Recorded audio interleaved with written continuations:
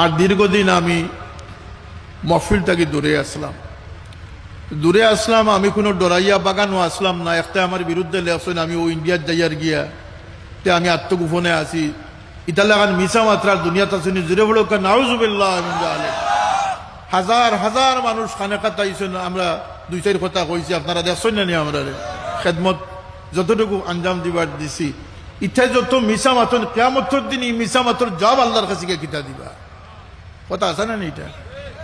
আমি বাড়াইছি না আরেক কারণে, মিথ্যা মামলা টামলাও আছিল যে তা করবার করে লিছ।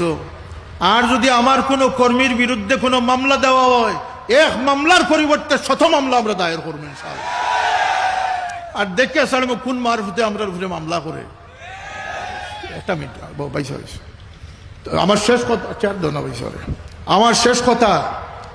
আমি বার থেকে বাড়াইছি না ও কারণে যে যদি আমার উপরে কেউ ফুলর চিঠা দেতে যে আগুন লাগবে, হয়তো কিছু মানুষ মারা যাইতে পারে।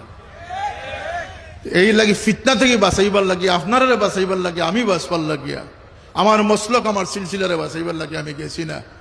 ও বেইমান হলরে কই জান যে আমি কই গেছিলাম। আমি সব দিনের লাগে সব সময় বাড়িতে আসলাম। আল্লাহ সবরে হেফাজত করুকা।